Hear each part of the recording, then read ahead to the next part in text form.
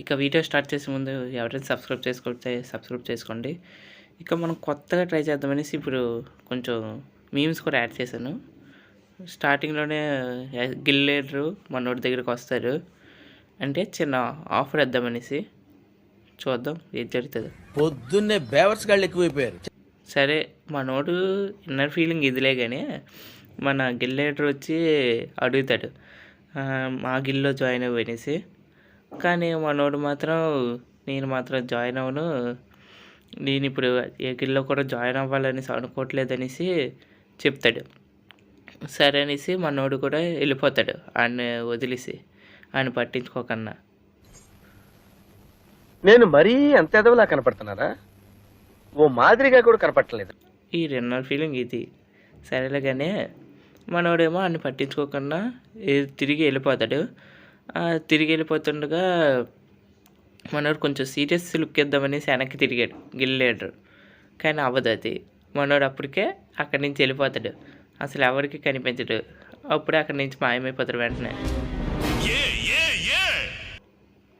తర్వాత ఏమో white tiger గిల్లేటోడు వస్తాడు, ఎంటర్ అవుతాడు కానీ అప్పటికే మనోడు జినుగాడు వెళ్ళిపోయాడు.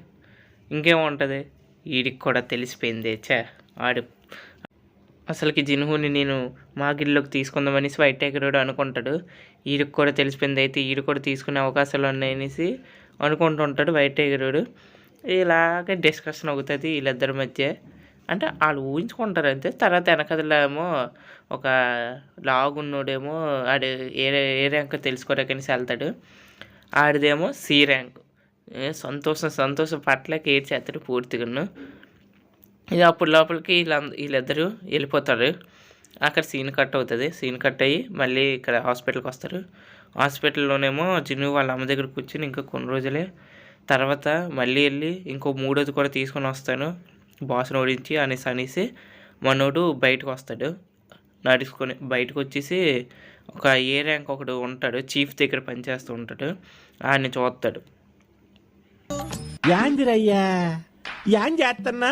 మా బాస్ నీతో మాట్లాడుతానన్నాడు అనేసి ఆ ఏ ర్యాంక్ ఒకటి చెప్తూ ఉంటాడు. వీడు కూడా పవర్ఫుల్లోడే నాకు తెలుసులే. కానీ తర్వాత సరే దేని గురించి అనేసి ఒక 2 నిమిషాలే మాట్లాడతాడు అనేసి చెప్తాడు. ఎవరు నాకు ఏం అక్కర్లేదు, నేను ఇప్పుడు ఎవరితో మాట్లాడాలనుకోవట్లేదు అనేసి మన జిరుహు కూడా అంటాడు. కానీ మా బాస్ మాట్లాడాలనుకుంటున్నారు, ఒకసారి మాట్లాడి చూడనేసి చీఫ్ అనేసి చెప్తాడు. ఆ తర్వాత మన జిరుహు షాక్ అయ్యి ఆగుతాడు. ఆ తర్వాత చీఫ్ వస్తాడు లోపలికి. అసలుడే గాని మహానుభావుడు. ఇక్కడ జినుగడేమో ఆయన పవర్ చూస్తాడు, అంటే అన్న మాన ఎంత ఉందనేసి. ఎక్కువ పవర్ ఉంటుంది ఆయనకి. చూస్తే సరే అనేసి మాట్లాడడానికి ఒప్పుకుంటాడు.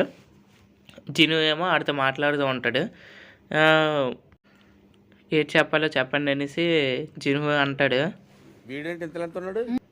తర్వాత చీఫ్ ఏమో మా గిల్లో జాయిన్ అవ్వనేసి చీఫ్ అంటాడు. మా గవర్నమెంట్ గిల్లో జాయిన్ అవుతేనే నీకు ఇంకా ఎక్కువ లాభం ఉంటుంది, మిగిలిన గిల్లో జాయిన్ అవుతే అసలు లాభం ఉండదు అనేసి అంటాడు. భగవంతుడా, అదే ప్రశ్న. మా గిల్లోని జాయిన్ అవుతేనే నీకు నిజమైన లాభం ఉంటుంది, మా గవర్నమెంట్ గురించి నీకు తెలిసిందే కదా అనేసి అంటాడు. జినువు కూడా అవును నిజమే అనేసి అంటాడు.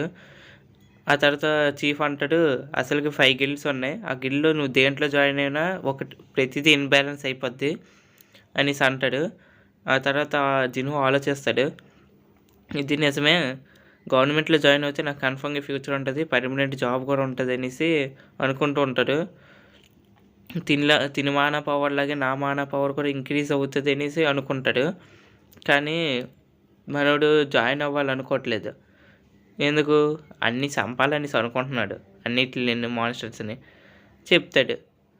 జాయిన్ అవ్వను అనేసి ఇటు షాక్ అవుతాడు ముసలుడు. తర్వాత ఏమో ఆ ముసలోడేమో సరేలే నీ ఇష్టం అనేసి జిన్హుకి చెప్తాడు. జిన్హు కూడాను నేను అన్ని మాన్స్టర్ని చంపాలనుకుంటున్నాను, ప్రతి గేట్ నిన్ను అనేసి నేను ఏ గిల్లోని జాయిన్ అవ్వాలనుకోవట్లేదు అనేసి అంటాడు. తర్వాత సరేలే నేను అసలుకి ఓల్డ్ ఏజ్లో ఉన్నప్పుడు కూడా 20 ఇయర్స్ యాగర్లో ఉన్నప్పుడు కూడాను నేను కూడా అలాగే చెయ్యాలనుకునేవాడిని, ప్రతి గేట్లోకి వెళ్ళి అన్నిటిని అంత చేయాలనుకునేవాడిని అనేసి సరేలే నీకు ఇష్టం అనేసి చీఫ్ వెళ్ళిపోతాడు. చెప్పేసి ఒప్పుకున్నాడని సీటు షాకే. ఆ మొహం చూసి మీరే భయపడకండి. ఎందుకు వదిలేశాడనేసి అంటే తను నా ఓల్డేజ్ గుర్తు చేశాడు. నేను కూడా ఒకప్పుడు ఆ గేట్లోకి వెళ్ళి ప్రతి మనుషుని అంతా చేయాలనేసి అనుకునేవాడిని. అందుకే తన్ని కూడా వదిలేశాను. తను తెలుసుకుని వస్తాడులే అనేసి అంటాడు. నువ్వు చాలా ఎక్కువ సీనిస్తున్నావు వాడికి. ఇవ్వచ్చు, పర్లేదు. ఇలా ఇక్కడ కథ సాగుతుండగా ఇప్పుడు సీన్ కట్ అవుద్ది అసలేం దాంట్లోకి. ఏంటి, మన జిను వాళ్ళ డాడీ అల్లాడిని ఎగరేసి కొట్టాడు కదా, దాంట్లోకి వెళ్తుంది. మనోడు ఆ దెబ్బలకి చచ్చిపోయాడు అనుకున్నారా? లేదు, జిను వాళ్ళ డాడీ బతికిపోరా దొంగనా కొడక అనేసి అవకాశం ఇచ్చి వదిలేశారు.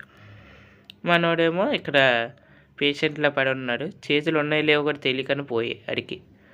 ఆ తర్వాత మన లోపలికేమో వాడు వస్తాడు, ఈయన పిలిచినోడు.